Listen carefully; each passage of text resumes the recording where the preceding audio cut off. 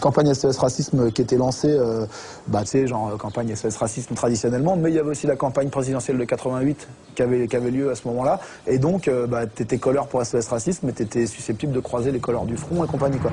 Et que le problème quand t'es en campagne, c'est que si tu colles pas la nuit, tu tiens pas les murs le jour, quoi.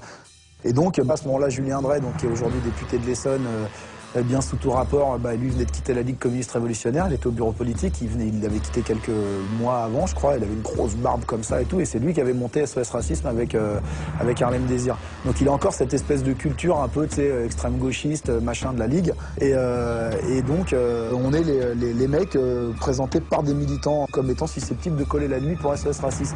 C'était pas gratuit, on était payé et tout, hein. Et les mecs mettent à notre disposition camionnettes, donc on avait 2 camionnettes Louis Valem bleues, je me souviens. Et nous, évidemment, on utilise ça à fond pour coller des affiches comme ça de temps en temps, bien sûr. Mais imagine l'aubaine, camionnette, budget pour essence illimité. Et donc, du coup, nous, pour nos activités nocturnes, on avait cette espèce de couverture liée au fait qu'on collait pour une organisation. Et on utilisait les camionnettes, c'était un bonheur qu'on était 10 dans chaque camionnette et on en profitait pour taper des grosses descentes sur les FEFA. Écoute, anecdote parmi d'autres, un jour on est en train de rouler donc, dans les fameuses camionnettes des SOS, on avait des parcours de collage à faire, tu vois. Et là, je suis dans la camionnette avec Kim, il y a Bozo, enfin Jeff, on a un certain nombre. Et Bozo reconnaît sur le trottoir, on est rue Saint-Denis, un truc comme ça, il reconnaît en fait des FAF avec lesquels il a eu maille à partir la semaine d'avant, je crois, au plus de Clignancourt, un truc comme ça, et où c'était fait vraiment surembrouiller, quoi. Là-dessus, bon, tu sais, comme d'hab, frein à main, boum bam, ça descend dans tous les sens. Et je sais plus comment on en vient là, mais c'est Kim qui s'y colle le premier, quoi. Moi, à ce moment-là, j'avais mon petit gun dans mon caleçon, tu vois, toujours comme d'habitude. Et les skins, ils avaient au moins 30 ans, c'était des baraques, rasé à blanc, tatouage du parachutiste sur les avant-bras. Qu'est-ce qui se passe? Qu'est-ce que je fais direct? Je commence à dégainer. Jeff, il met la main sur le truc, il fait arrête, qu'est-ce que tu fais là? T'es en train de faire le PD ou quoi? Il fait allez, vas-y, tape-toi 1 contre 1 contre lui. Et il est jeune, tu vois, il doit avoir, je sais pas, s'il a 17-18 ans, c'est le maximum, tu vois. Peut-être même moins, je me rappelle plus. Je me retrouve face à un espèce de gros skin avec des avant-bras. Les avant-bras, on aurait dit mes jambes. Et alors on saura après coup, parce que les mecs ont porté plainte ultérieurement, mais tu vois, les mecs c'est des instructeurs para. Mais ça on le sait pas à ce moment-là, quoi. Et donc Kim il y va, bon. Allez, direct, je rentre au combat, je Red Warrior. Je commence à partir à l'assaut, boum, je prends une golden, flash dans ma tête. C'est quoi, j'ai pris des golden dans ma vie, mais les golden qui m'a mis ce mec-là, à chaque fois qu'il me cognait, ça faisait des étoiles. Il m'enchaîne, je tombe par terre, je repars en courant, j'attrape, je réussis à placer un kick dans sa tête avec mes parabousses. Il enchaîne, il m'attrape par les couilles, il me plaque sur le capot de la voiture et commence à me donner. Boum, boum, boum, ma tête elle rebondit sur le capot.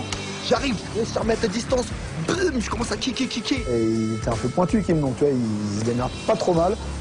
Sauf que le mec en face, il a 15 ans de plus que lui, il doit lui prendre 20 kilos, tu sais. Et à un moment donné, bon, le gars, il a pris, mais bon, tu sentais que c'était vraiment un mec qui fightait, quoi.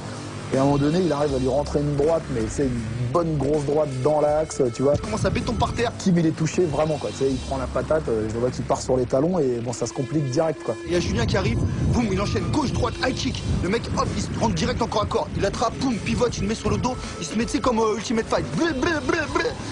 Julien, il réussit à se bloquer dans un coin, il tient. À ce moment-là, je vois les autres, ils sont en train de s'embrouiller. Il y avait 3-4 autres mecs de l'autre côté. Ça se tapait à coups de batte et tout, ça se tapait sur mais moi, qu'est-ce que je vois? Il y a une batte qui tombait par terre. Je prends, j'attrape la batte de baseball. Et mon gars, il se met comme ça, perpendiculaire au mec, tu vois, le mec il voyait rien parce que je lui tenais la tête et tout. Et là il fait BAH! BAH! Il lui met 2 coups de batte, je te jure, le cum il est devenu tout mou. T'sais. Genre je le tenais, j'ai senti qu'il faisait c'est ça comme. Et là le cum il me lâche et en fait fini. C'était super violent et voilà, à l'époque, plus c'était violent, plus c'était apprécié. Il fallait savoir qu'en face, c'était pas des enfants de cœur non plus.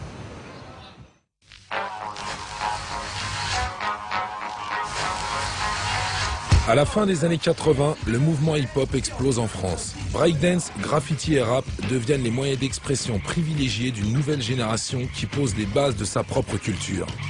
Le hip-hop s'accompagne de l'apparition en nombre de bandes dites Zoulou qui, fin des années 80, débarquent dans la capitale.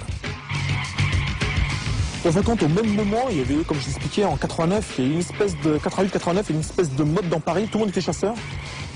Il y avait, par rapport au groupe Public Enemy. Et donc tout le monde, là, dans le mouvement hip-hop, s'est reconnu une espèce de ferveur pour le mouvement chasseur. Tout le monde était chasseur dans Paris, donc c'était marrant. Donc on en croisait partout. Ils mettaient un petit bandana rouge, un petit treillis camouflage, et c'était parti, on fait une bande, on chasse. Donc ces gens-là, à la première descente, quand ils voyaient que ça rigolait pas, on les revoyait jamais. Ensuite, il y a des groupes plus sérieux qui se sont faits. Les félins à respect quand même. Il y a eu une branche des BD, les kamikazes. Calquées sur le modèle américain, ces bandes s'embourrent dans une guerre fratricide. Mais certaines d'entre elles, comme les Black Dragon ou les Boer Boys, mènent la vie dure aux skinheads qui ont le malheur de les croiser. Déjà, l'arrivée des chasseurs avec les Zoulous, c'est un autre délire. Ils sont... comme ils sont chasseurs de faf parce qu'ils sont renois déjà de fait, parce que les autres ils les aiment pas, mais ils vont pas franchement les chasser non plus. Ils sont là dans le milieu, s'ils en voient, ils en tapent, mais les bandes de Zoulous, c'était pas vraiment des chasseurs. Il y en a certains qui nous ont, pour ma part, je veux pas dire aidés, mais qui nous ont accompagnés parce que quand ils nous voyaient taper des nuskis, ils rentraient dedans. Parce qu'automatiquement ils étaient là, mais la différence c'est que nous on allait chasser, on allait les chercher vraiment et qu'eux, ils les prenaient si de temps en temps ils passaient devant eux. Les racailles ont un petit peu pris la relève en attaquant un peu tout ce qui bougeait. Donc comme les skinheads étaient dans le tas, c'est devenu un gros problème d'insécurité d'être looké. En ayant marre de se prendre des coups dans la rue, pour la plupart ils ont été se cacher au Parc des Princes. En 89, les skins désertent Paris et se replient dans les tribunes du Parc des Princes parmi les supporters du Paris Saint-Germain. Badskin et d'autres anciens du JNR qui occupent depuis toujours le parc créent le Pitbull Cop. Composé d'une centaine de membres, ces provocations mobilisent les CRS à chaque rencontre du club. Installés dans le virage de Boulogne, ils séduisent de nombreux hooligans.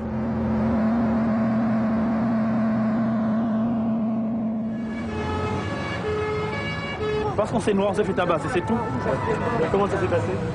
Bon, on descend là, il n'a rien fait, il s'est fait tabasser. Face à cette tentative d'OPA des skinheads sur les stades, une nouvelle bande rassemble membres des Ducky Boys et jeunes des cités. Les soirs de match, les Rudy Fox traquent les skins casuals et leurs alliés dans l'ouest parisien.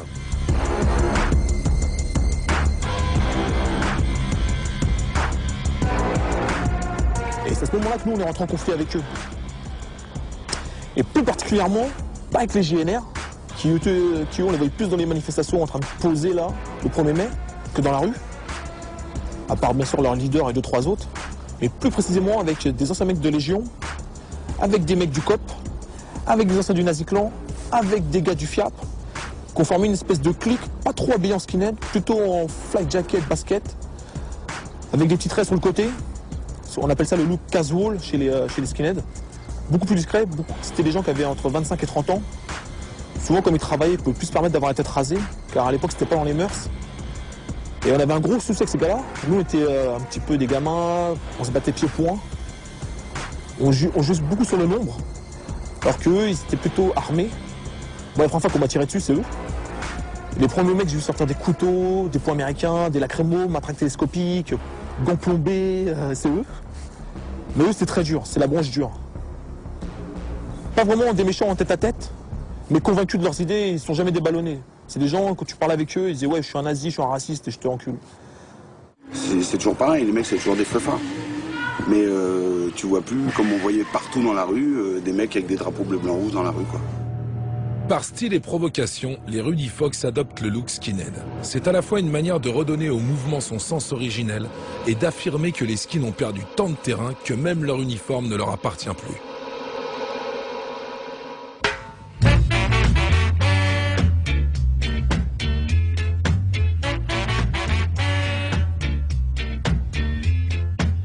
J'ai appris la culture skin à ce moment-là. Donc on a commencé à intégrer le look skin à notre propre style. Donc en fait, ça donnait une fusion entre le look des quartiers et le look des skinheads. Pour être en bomber Stan Smith, bottes survêt Lacoste et follow Fred Perry. Et à un moment donné, on a extrémisé le truc. On a commencé à porter les jeans Javel, les serviettes, les patchs avec des têtes de bulldog, tous les têtes rasées. À la fin, c'était ambigu, tout le monde nous prenait pour des fachos. Et en fin de compte, nous, on était plus habillés en skin qu'eux. Je me rappelle des fois, on se retrouvait face à face avec ces gars-là. Je regardais les gars de mon groupe et je les regardais eux. Eux, on leur a dit que c'était les chasseurs. Et nous, les fachos.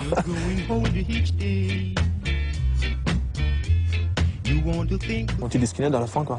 On commence chasseur, on finit skin. Mais antifasciste, hein, toujours. Hein.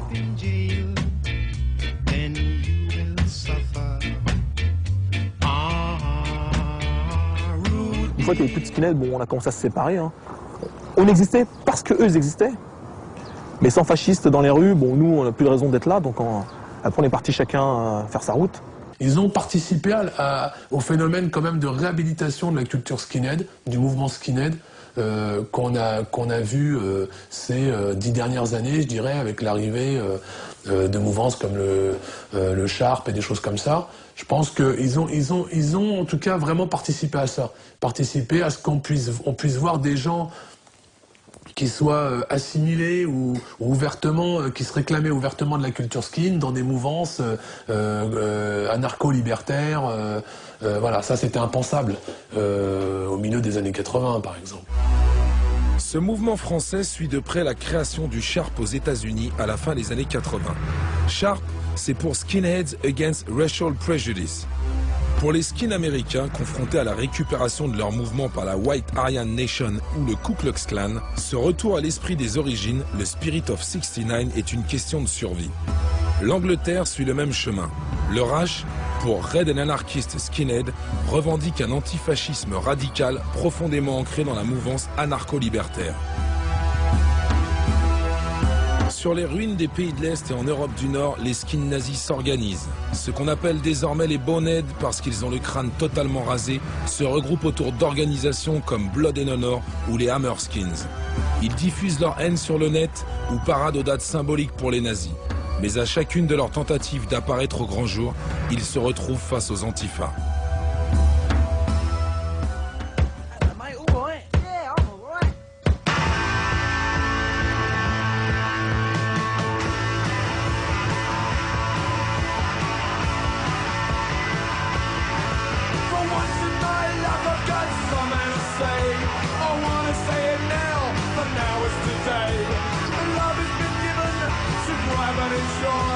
So let's all grab and let's all enjoy.